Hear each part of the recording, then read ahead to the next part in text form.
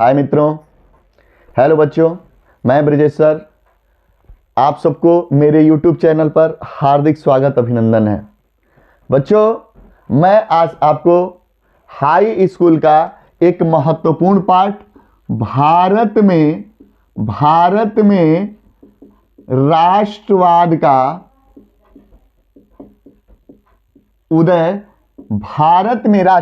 का उदय पढ़ाने जा रहा हूं।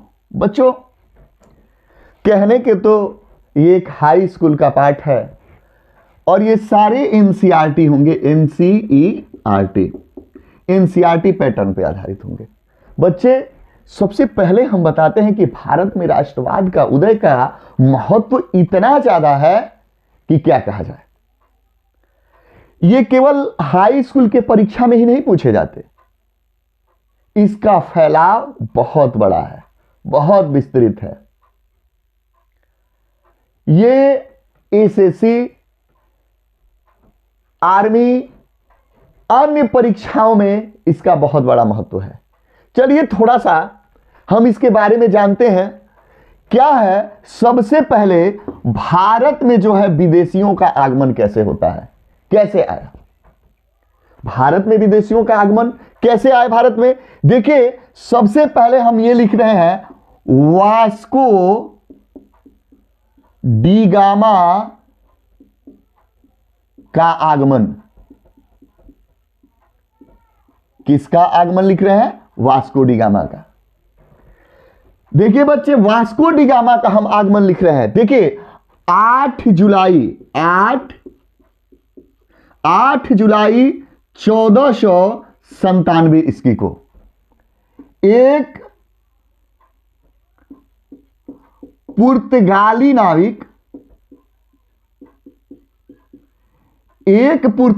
नाविक जिसका नाम क्या है? जिसका नाम बच्चे है वास्को डी गामा।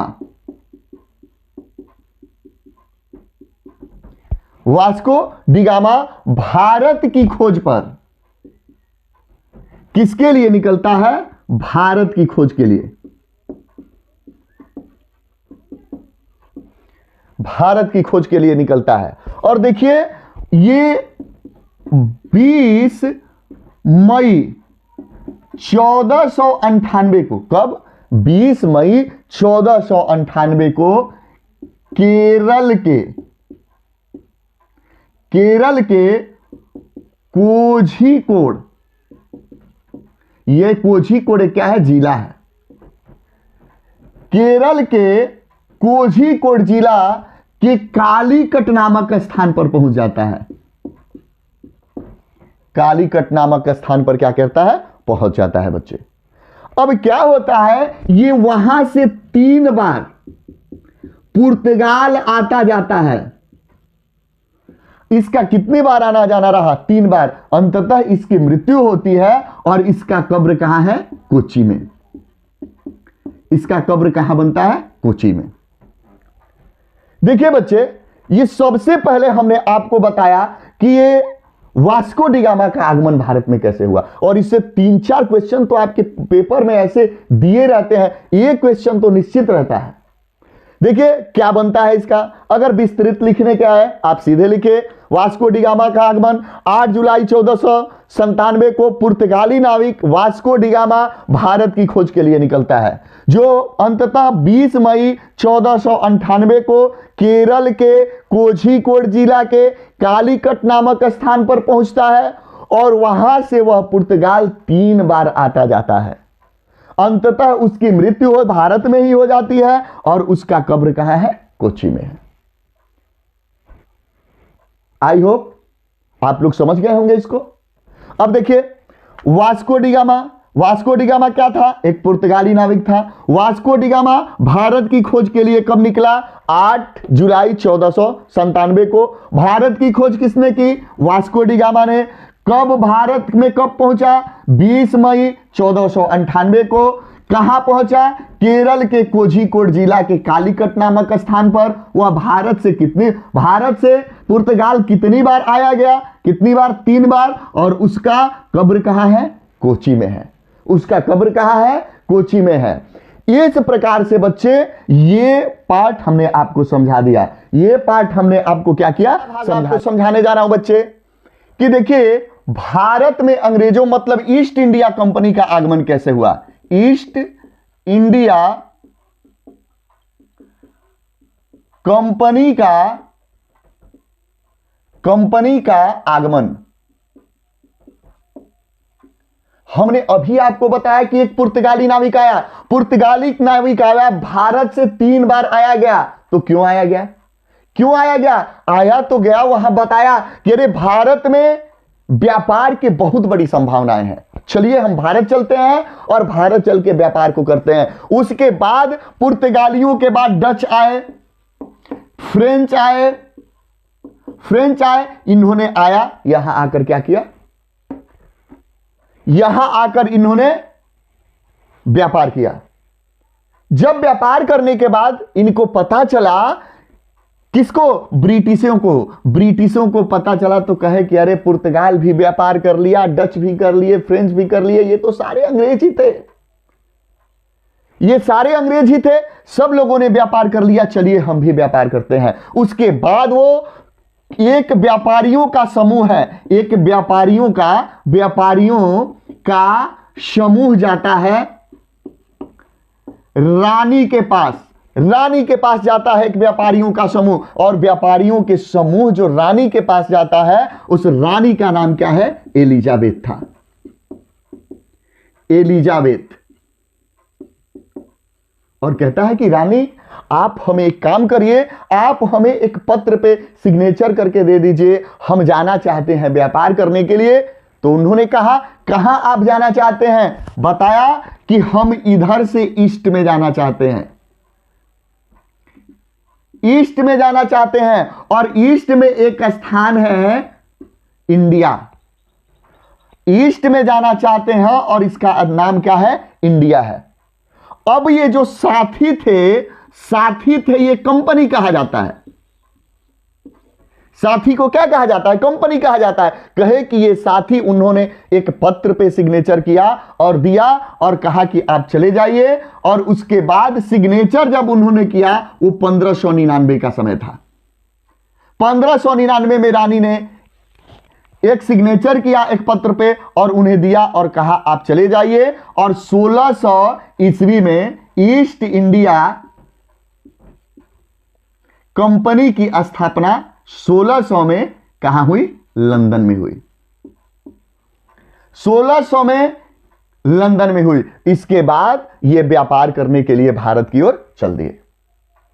अब देखिए बच्चे थोड़ा इसको फिर से समझते हैं। देखिए क्या था, एक व्यापारियों के समूह था, ये व्यापारी के समूह कहा गया, रानी एलिजाबेथ के पास गया, एलिजाबेथ से 1599 में परमिशन मांगा। उन्होंने, एलिजाबेथ ने पूछा कि भारत किस ओर है, कहा कि ईस्ट की ओर है, क्या नाम है, इंडिया, और इसलिए इसका नाम पड़ गया ईस्ट इंडिया कंपनी। और ये 1600 में इसका स्थापना कहां हुआ, लंदन में हुआ। ये वाली बात आप में बहुत पूछी जाती है कि ईस्ट इंडिया कंपनी की स्थापना कब और कहां हुई। तो ईस्ट इंडिया कंपनी की स्थापना कहां हुई बच्चे, ईस्ट इंडिया कंपनी की स्थापना 1600 में लंदन में हुई। ओके, चलिए अब क्या होता है, इसके बाद जब आता है क्या, 1765 आते आते 1765 आते आते